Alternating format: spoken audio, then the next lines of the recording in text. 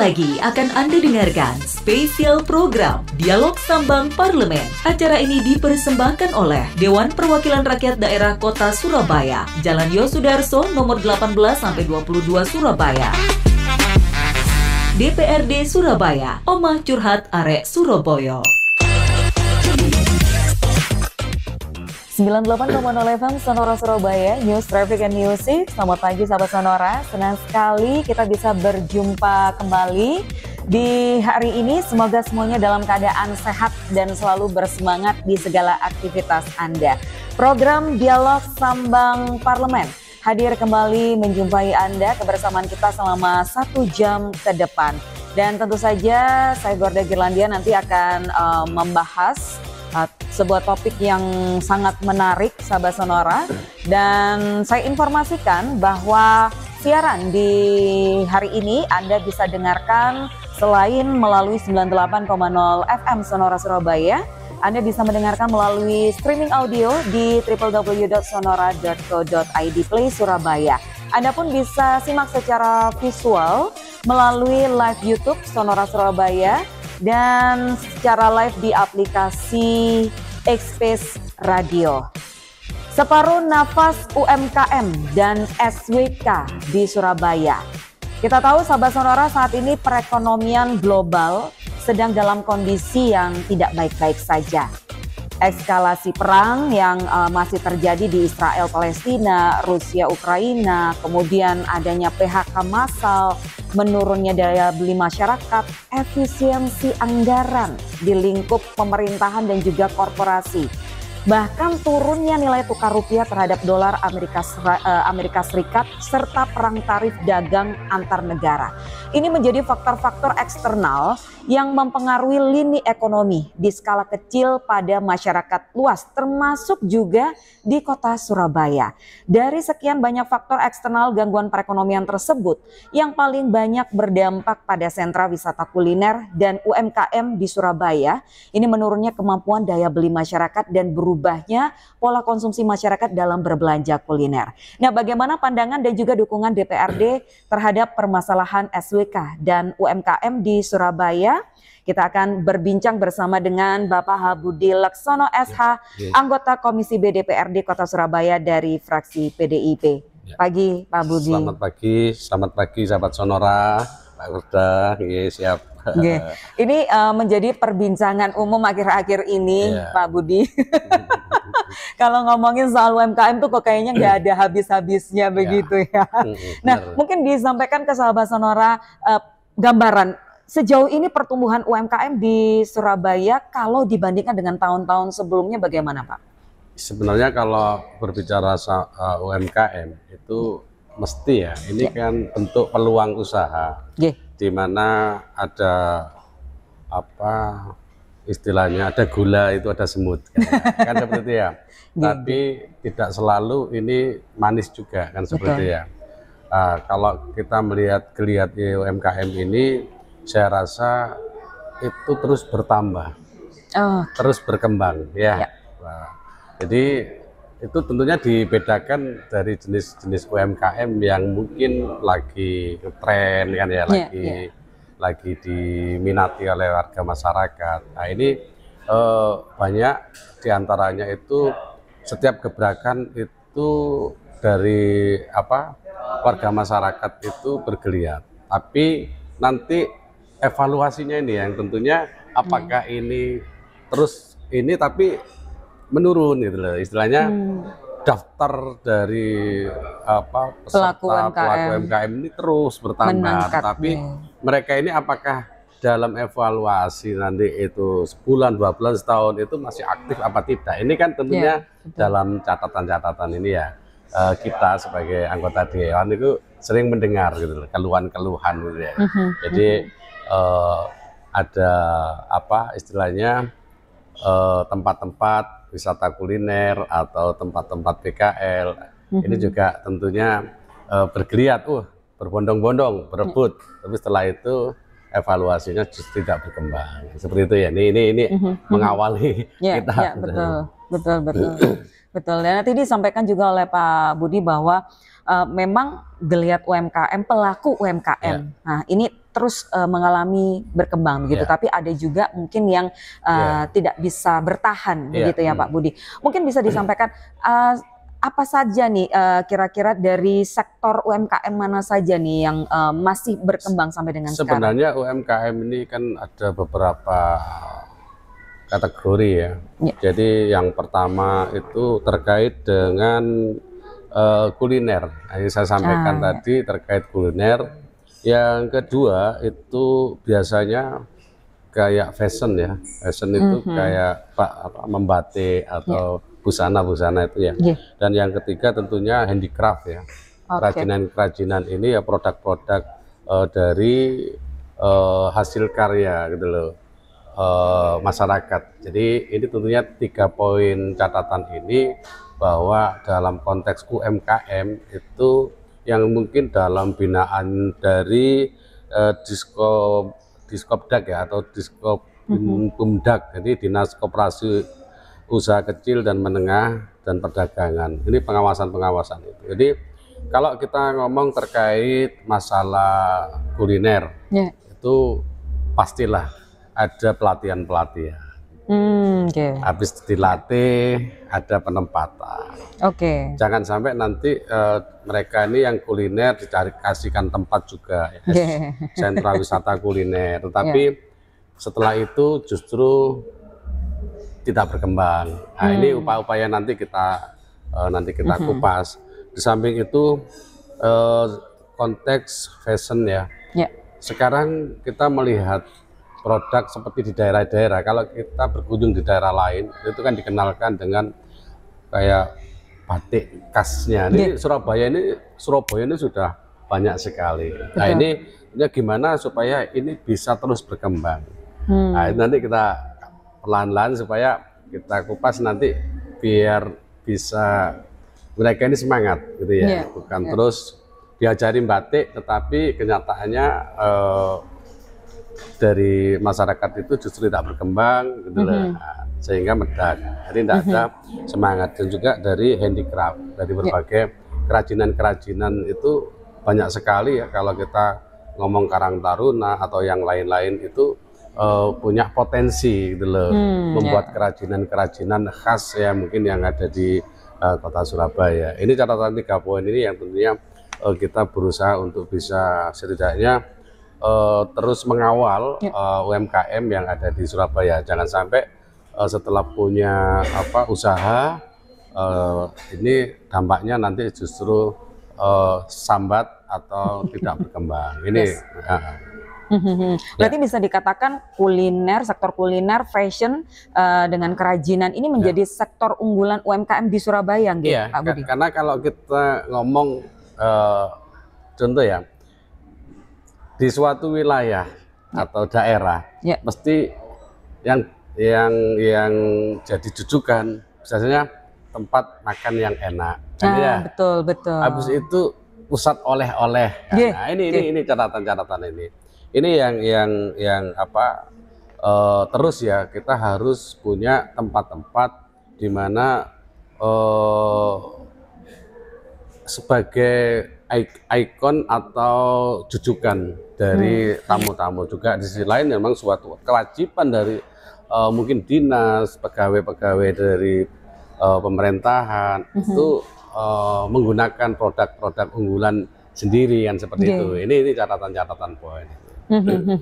Namun kondisi untuk ketiga sektor ini sejauh ini di Surabaya ada peningkatan yang signifikan atau bagaimana Pak Budi? Ya, sebenarnya yang di prolog jenengan tadi sebenarnya dampak dari perekonomian ya, dampak dari mungkin masalah efisiensi, masalah masih dari luar batasan-batasan pajak ekspor, impor kan seperti ya.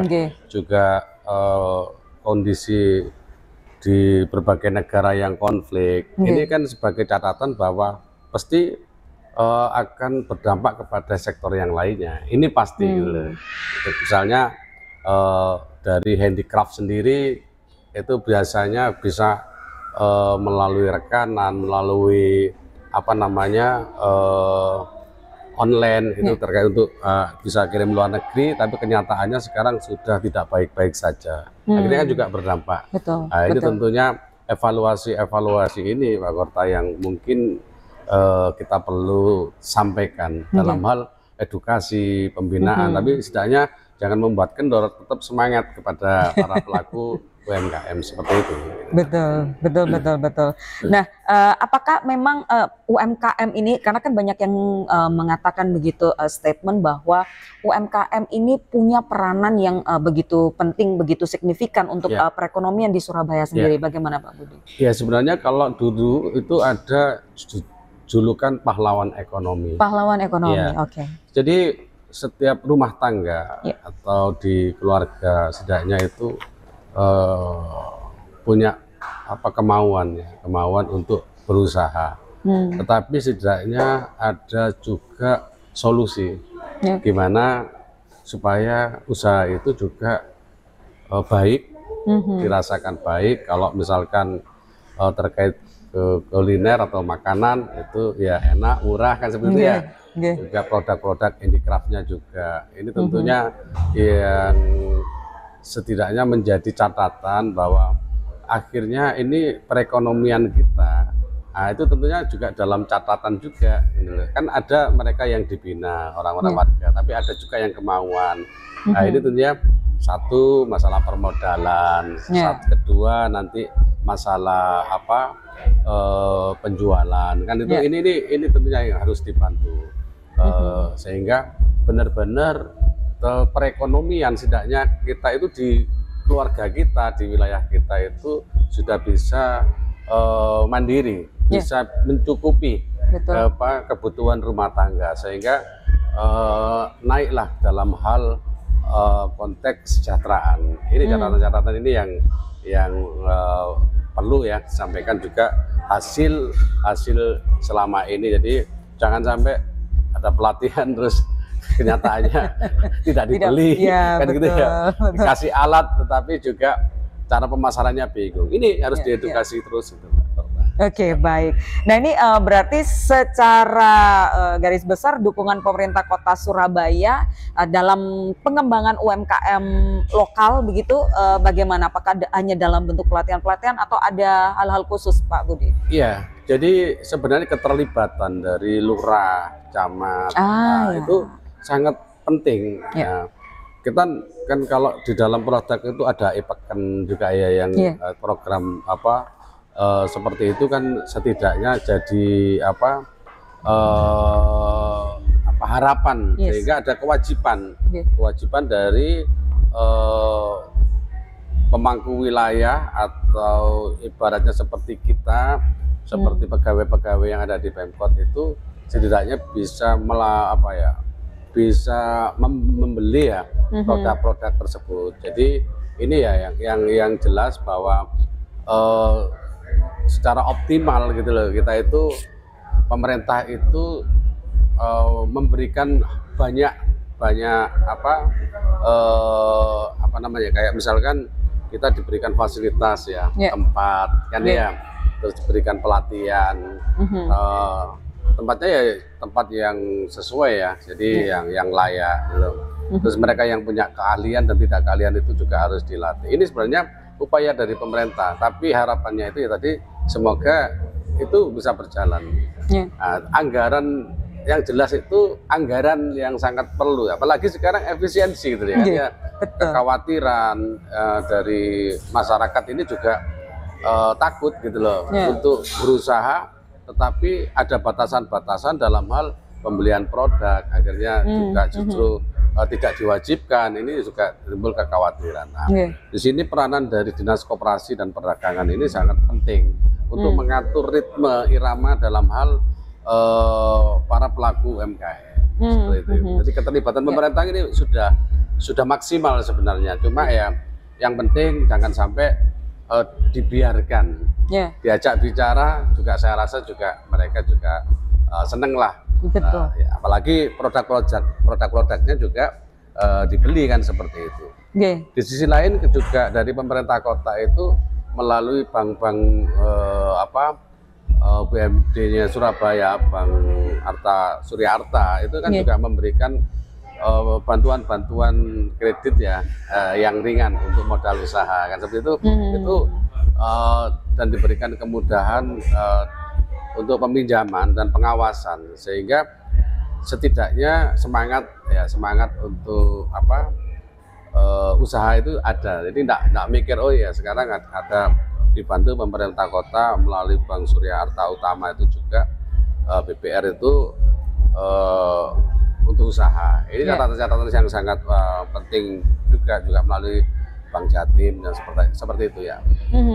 Baik, berarti ini sudah mulai terjun sampai ke camat lurah dalam ya untuk sosialisasi atau bagaimana? Iya, jadi maksudnya begini tadi terpotong. Jadi lurah, camat itu bagian yang dari pemerintah ya. OPD terkecil mulai melalui jajaran pemerintahannya itu mewajibkan mengawasi. Jadi juga di dalam rapat-rapat itu mengajak pelaku UMKM memberikan sosialisasi. Kalaupun ada bantuan banyak, yang kecil-kecil kadang dicarikan tempat, yang kedua dikasih rombong, dikasih modal usaha. Ini tentunya yang sangat di samping pelatihan. Jadi keterlibatan dari lurah camat mengawasi karena ini juga untuk kesejahteraan warganya kan. Harus andil untuk membeli kan seperti itu. Digilir. Jangan sampai kalau memang kondisinya kurang bagus kan dikasih arahan. Kan seperti itu, jangan dibiarkan kan seperti itu atau menjadi bahan fitnahan. Ini kan sangat perlu itu loh untuk memberikan support ya kepada UMKM yang ada wilayah. Kalau ini lurah bergerak pasti dia akan mengawasi wilayah masing-masing kan seperti itu. Ini melihat kondisi UMKM ini UMKM. Nah, ini kan bisa diangkat melalui pameran-pameran juga yang produknya bagus. Banyak memang yang sudah berhasil, cuma stagnan juga memang sudah setelah usaha ya putus asa kan seperti itu. Sudah dilatih tapi upaya dari pemerintah itu sangat bagus. Nah ini tadi juga sempat dibahas berarti inovasi dan kreativitas ini juga menjadi tantangan tersendiri nggak Pak Budi? Jadi sebenarnya upaya ya, jadi strategi dari jualan itu kan macam-macam ya. Kita kelihatannya UMKM itu sepi. Betul. Nggak ada pendatang, tetapi melalui jejaring dia rekanan teman banyak, sehingga melalui online ini juga bisa produk-produk sambil dibantu oleh pemerintah kota. Ini tentunya bisa setidaknya untuk bertahan. Jadi kreativitas, inovasi itu sangat penting untuk menarik daya beli sama orang tahu gitu loh. Ternyata kita kadang tidak melihat produk, tetapi kadang kita melihat temanku usaha gitu. Terus aku tak beli. Itu saya sendiri ya, kalau mohon maaf kalau puasa, kalau orang lewat itu nawarin kue itu saya tidak melihat bahwa kue itu enak apa tidak. Tapi mereka usaha. Nah, kalau semua orang seperti kita, ini kan sangat luar biasa, sehingga semangat mereka dia jualan untung. Kadang sambat WA walaupun dia tolong dibeli, saya belum laku. Ini kan miris juga gitu loh, usaha. Dan ini memang tugas kita untuk setidaknya bisa membuat mereka itu tetap berkarya, bahagia kan gitu ya.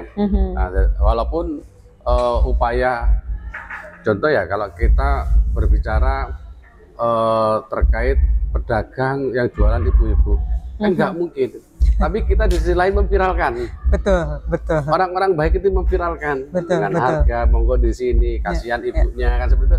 Ini saya yakin gitu loh. Upaya-upaya ini sangat membantu. Jadi peranan masyarakat dalam hal mereka yang mungkin sudah punya inovasi, kreativitas, tapi tidaknya membantu, bukan untuk dia sendiri, tapi kepada yang lain itu juga setidaknya berperan untuk mengangkat supaya usaha atau UMKM-nya ini jalan. Baik, berbicara tentang inovasi sekarang tuh kalau dikaitkan dengan kondisi digital sekarang nih Pak Budi, adakah mungkin keluhan-keluhan yang tersampaikan karena banyak pelaku-pelaku UMKM yang agak susah begitu ya masuk mengakses digital begitu? Kadang mungkin apa itu aplikasinya untuk masuk persyaratannya atau terus enggan karena satu persyaratan yang mungkin kesusahan terkait untuk aplikasi jualannya kan ya. Itu tentunya jadi gini, saya tuh pingin ya ini sudah masuk. Ada beberapa yang cerita ke kita, aku nggak bisa masuk untuk masuk kan gini-gini kan seperti itu ya. Nah, sebenarnya pemerintah itu punya catatan, ini mau usaha, apa sih permasalahannya? Ini dibantu supaya segera dia kalau sudah punya dia itu izinnya diterima, ini beda, semangatnya sudah beda. Tapi kalau belum gitu kan, dia juga masih belum ada semangat ogah-ogahan, yang penting jualannya laku. Lah, jemput bola ini dilakukan oleh mungkin yang paham kader-kader KSH melalui kelurahan untuk memonitor dan diberikan kemudahan. Jadi benar jenengan kalau misalkan kita untuk mengaplikasikan terkait dengan izin ya, apa namanya izin induk ya, NIB ya, nomor induk berusaha seperti itu, pekan itu juga kalau diberikan kemudahan pelayanan dan dikasih arahan, terus dikumpulkan semua para mereka yang usaha ini kan yang masih baru, yang sudah jalan belum ini itu selalu diberikan edukasi, pelatihan ini saya rasa juga sangat luar biasa, sangat bagus. Oke, berarti ini untuk pelatihan digital seperti itu sudah mulai berjalan atau bagaimana Pak Budi? Kan seperti gini, kita itu kalau ada program pasti yang duluan orang dekat, kedua mereka yang paham IT. Ini tapi kan mestinya kita juga dari instruksi dari lurah, oh ini ada pedagang-pedagang ini sebenarnya jangan dibiarkan, diajak untuk apa, dibantu supaya satu, memang kalau warga tidak mampu diberikan bantuan-bantuan. Banyak sekali yang minta, berharap ini hari ini ada Pak Budi ini apa jualan saya rombongnya, kita ngajukan ke Basnas, ke pemerintah. Ini kita upaya, tapi kan menunggu lama juga itu loh. Betul. Mungkin kalau kita punya duit ya kita berikan semuanya. Kasihan mereka yang sudah berusaha. Betul, gitu loh. Dan rata-rata mereka itu yang itu tadi gaptek gitu loh. Mereka orang tua-tua yang hanya berharap paling kalau ketemu kita bengok-bengok, Pak, duwe rombong ta Pak. Seperti itu, Pak, nggak duwe ini gitu loh. Aku tolong dibantu Pak. Modalku nggak ada, minta ini sudah seperti makan nasi sayur itu tiap hari itu seperti pembicaraan seperti ini. Nah kalau ditangkap oleh pemerintah kota dengan orang yang peduli pasti ini, tapi se-Surabaya bayangkan ini anggaran-anggarannya yang tentunya perlu diperhatikan ya dalam hal bagi warga yang tidak mampu, kurang mampu. Jadi ada pramiskin, warga miskin kan, itu tentunya catatan-catatan ini sangat perlu data-data dari pemerintah kota. Oke, baik. Kali ini kita berbincang mengenai SWK, Sentra Wisata Kuliner. Ini yang menarik. Soalnya kalau ngomong SWK itu tempat kita ngopi. Betul. Kayaknya iya betul. Banyak masyarakat Surabaya tuh kayaknya udah banyak punya gaya hidupnya itu nongkrong, Pak. Itu pasti. Betul. Nggak yang muda, nggak yang sudah senior gitu ya, Pak Budi. Jadi mungkin SWK ini banyak dijujuki oleh masyarakat Surabaya untuk kongko begitu. Nah, apakah yang Anda lihat Pak Budi dari hal ini? Ya, kalau kita ngomong sentra wisata kuliner ini sangat luar biasa. Pemerintah kota hadir ya, memberikan tempat-tempat ruang-ruang untuk warga sekitar, setidaknya yang bisa jualan ya, atau bisa ibaratnya itu kalau kita dalam kehidupan itu punya keahlian ya, atau itu di situ kan tempat-tempat baik, walaupun dalam hal pemulihan, walaupun tidak punya keahlian, masih ada kesempatan juga buat warung-warung untuk ngopi ya, walaupun sekedar mie. Tapi setidaknya ini kalau kita ngomong SWK itu memberikan poin-poin. Jadi yang diberikan pemerintah itu sangat luar biasa perhatiannya. Tapi tentunya dengan catatan-catatan. Jadi saya sempat tadi itu juga ada WA dari teman-teman terkait lampu kadang-kadang. Ini sebelum kita kalau malam itu lampunya mati, kita kepikiran kata wifi gitu kan. Jadi untuk SWK ini yang pertama itu tempatnya yang harus strategis. Ada lahan gitu ya. Lahan untuk ya pertemuan lah setidaknya. Juga mungkin kenyamanan.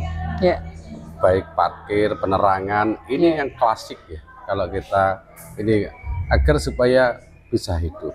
Ada beberapa SWK juga baik yang di Surabaya Barat atau yang mungkin di sekitar kita, ada yang memang SWK itu hidup, ada yang sedang-sedang saja, ada yang hidup segan mati tak mau, kan seperti itu ya.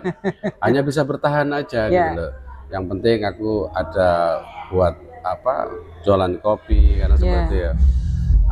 Sedangkan kalau kita ngomong yang terkait dengan SWK yang rame, itu pasti saya melihat satu tempat, kedua orang itu kan selalu bilang tempat itu makanannya pasti enak, sama kan bilang gitu. Tapi yang merasakan itu seperti kalau kita melihat ada di Bungkul ya, walaupun sedikit ada konflik, itu ada yang jualan mie, ada rawon kalkulator kan ya. Kalau kita ngomong di Beratang itu ada hiburannya juga, juga ada tahu campur atau yang lain-lain. Ini kan mereka pasti ramai rujukannya, sehingga warga itu akan berbondong-bondong. Terus ada lahan ini tentunya terkait dengan buat kumpul-kumpul ya, misalkan kita ngajak konstituen kita senam, pertemuan, misalnya kan membawa rezeki tersendiri. Poin-poin ini yang tentunya harus dijadikan perhatian kita. Di sisi lain, memang tadi kita nyambung waktu kuliner tadi, itu kita punya inovasi, kita punya strategi kan ya. Dan ini harus didukung oleh pemerintah kota. Kita ada kegiatan, tetapi mohon maaf sekarang sudah banyak, kan ini bersaing ya.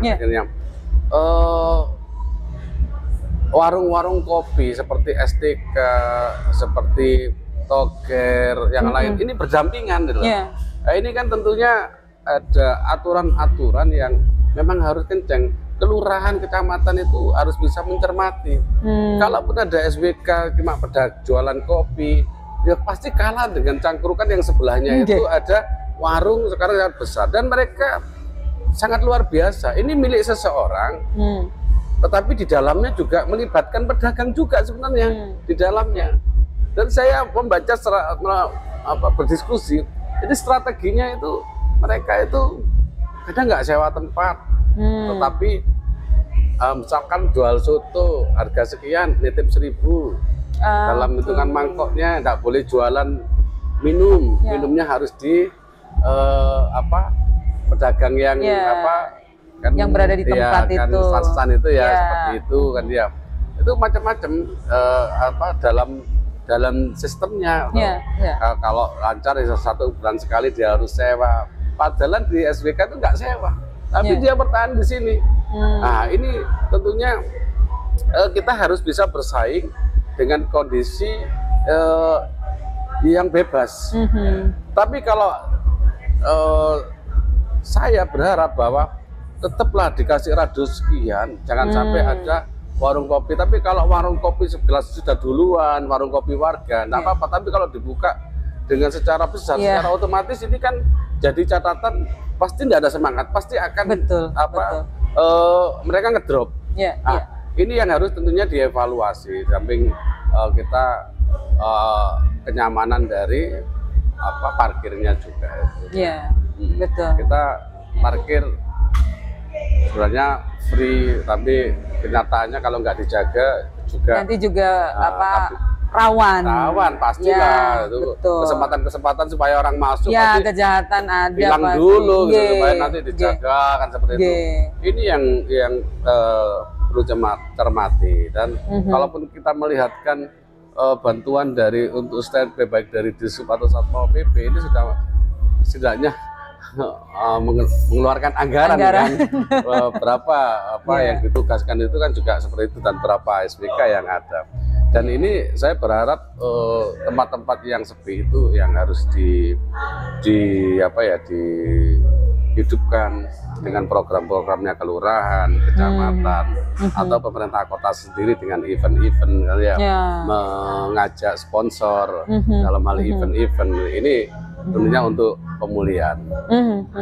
Di sisi lain juga ada yang ini Mbak Kota terkait dengan SWK PKL.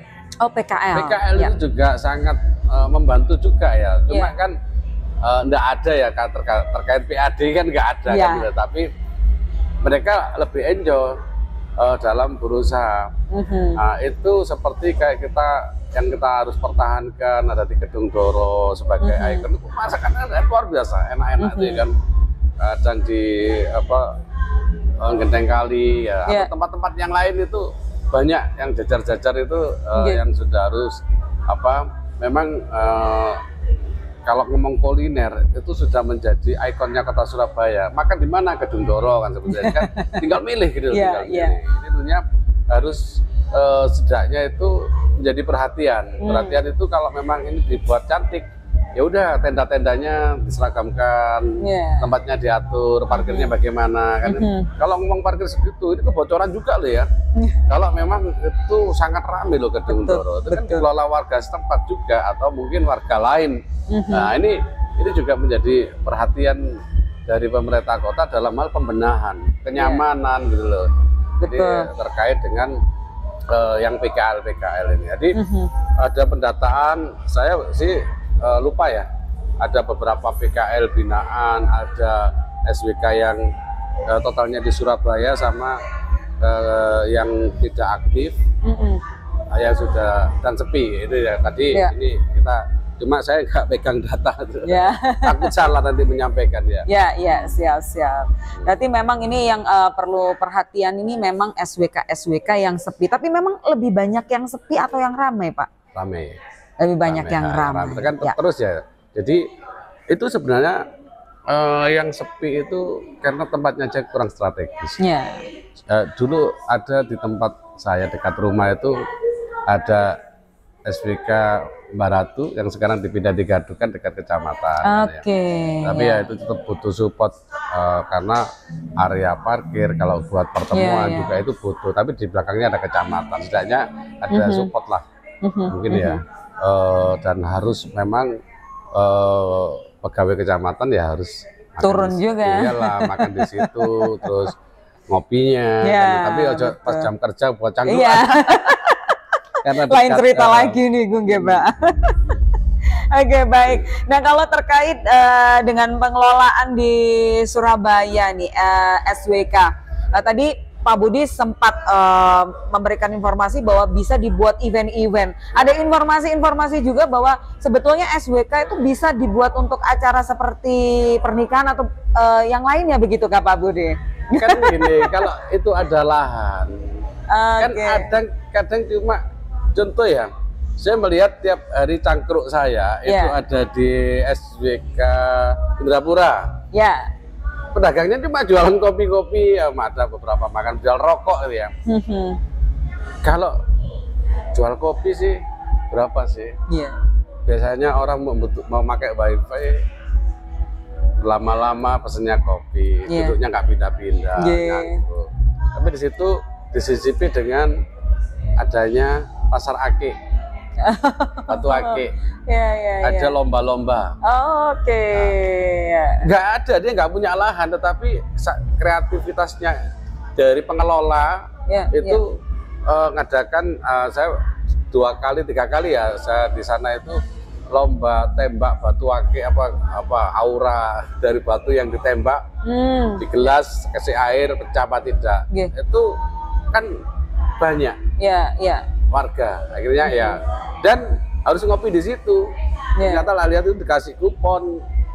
Nah, ini kan berarti sudah apa, pasti laku kan seperti itu. Nah, ini setidaknya yang menjadi catatan. Tapi kalau punya lahan besar kayak di Tambak Sari itu juga lahannya besar. Saya waktu di daerah Mulyorejo itu juga ada lahan.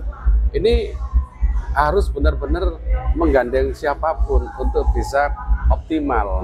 Nah, sisi lain ya ada beberapa hiburan, tapi ada juga saya itu kepingin meramaikan tetapi sakral, ya kan? Mau dibuat musik, sebelahnya masjid. Nah, ini kan juga nggak bisa warga, juga. Ini kan juga nggak. Nah, ingin berbagai inovasi yang dilakukan warga, tapi itu ayo kita sama-sama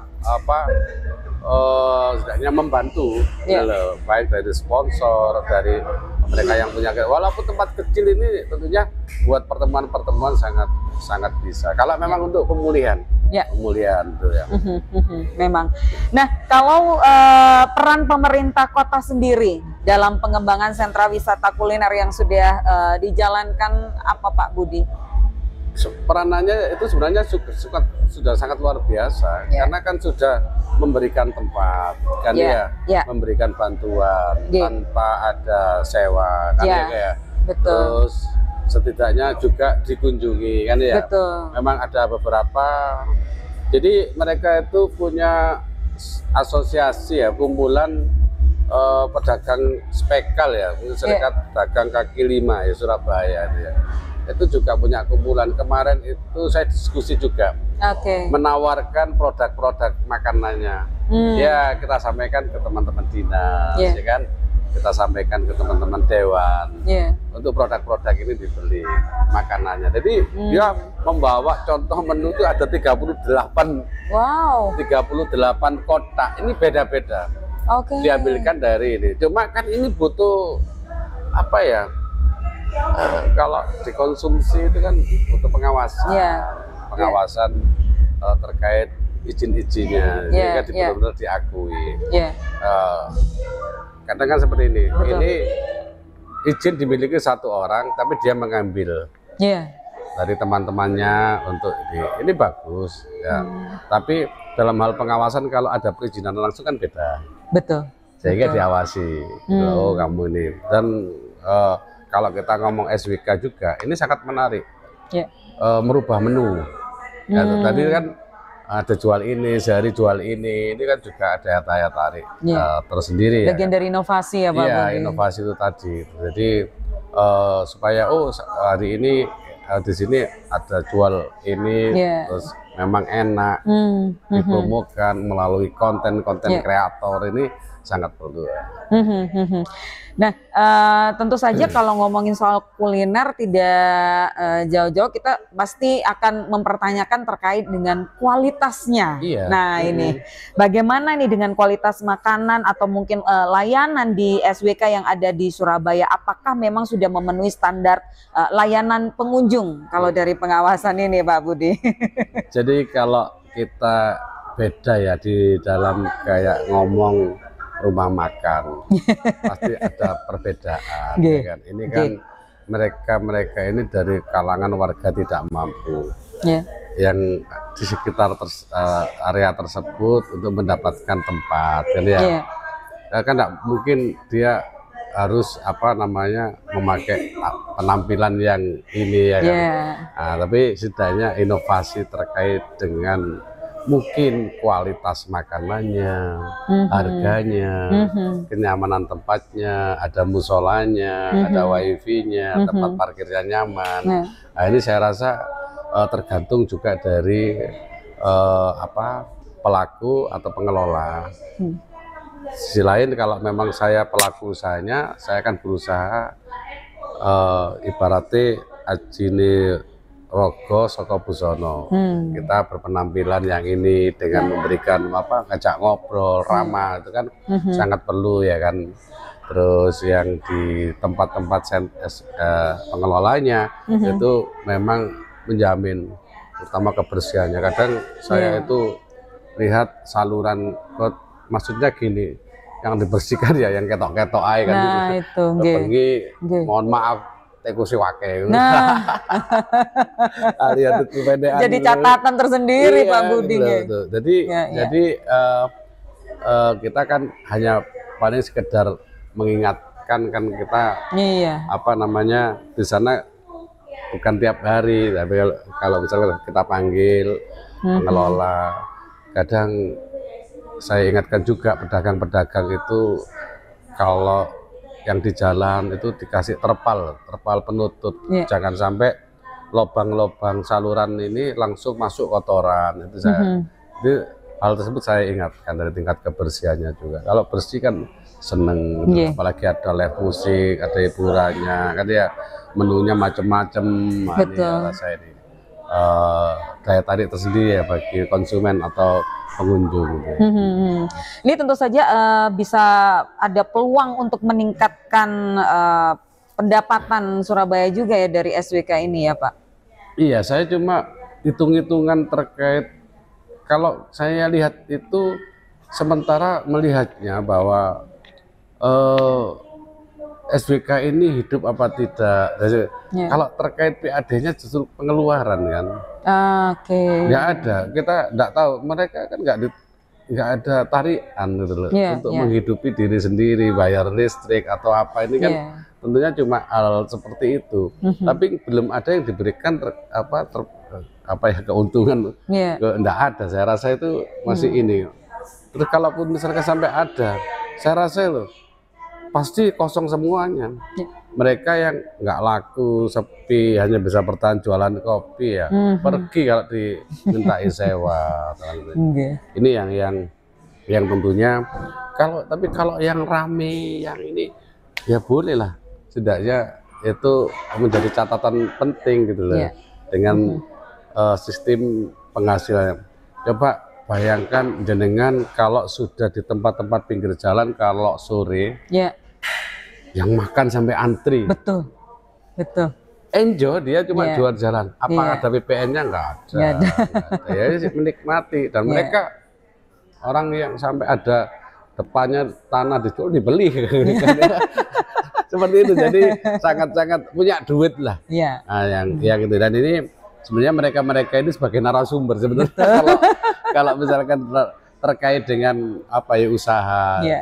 Awal mula bercerita kesuksesan ini dari teman-teman media itu juga setidaknya membranding jadi supaya menjadi ada cerita lah buat semangat bagi pelaku usaha. Baik, nggak kerasa Pak Budi kita sudah ada di penghujung program Dialog Sambang Parlemen. Mungkin singkat saja sebagai closing statement dari perbincangan kita, apa yang ingin disampaikan, silakan. Ya, jadi saya berharap UMKM seperti yang ada di sepanjang sungai ya, termasuk segera direalisasikan. Wisata air ini berdampak juga, tapi kalau belum realisasi juga ini kan UMKM ini juga masih menunggu. Itu diantaranya.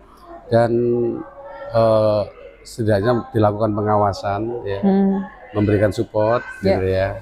Segala kekurangan dari pedagang, dan pedagang pun bisa menceritakan kepada kita juga.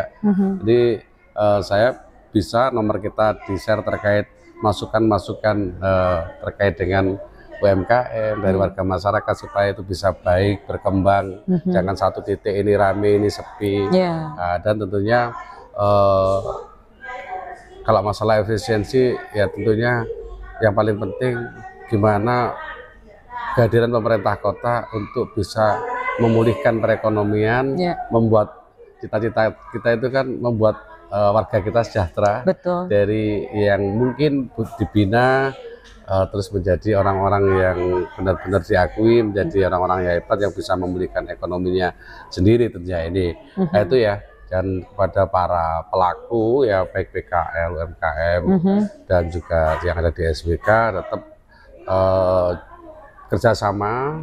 Jadi terkait masalah area parkir ya kan dipantau nanti tarifnya kan, terus terkait kebersihannya kan ya, inovasi cara-cara untuk menu-menunya dan untuk setidaknya dilibatkan pemerintah kota baik kelurahan kecamatan untuk ditawari lah sehingga bisa tetap bertahan. Ini saja tentunya yang menjadi closing statement kami biar mereka hidup dan selamanya hidup.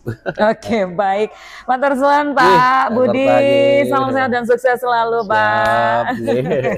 Dan Sahabat Sonora, itulah tadi perbincangan kita bersama dengan Bapak Hal Budi Laksono SH, anggota Komisi B DPRD Kota Surabaya dari fraksi PDIP. Terima kasih banyak untuk kebersamaan Anda. Saya Gorda Girlandia mewakili segenap kru yang bertugas pamit undur diri. Sampai jumpa. Terima kasih telah Anda dengarkan spesial program Dialog Sambang Parlemen. Acara ini dipersembahkan oleh Dewan Perwakilan Rakyat Daerah Kota Surabaya, Jalan Yosudarso nomor 18-22 Surabaya. DPRD Surabaya, Omah Curhat Arek Surabaya.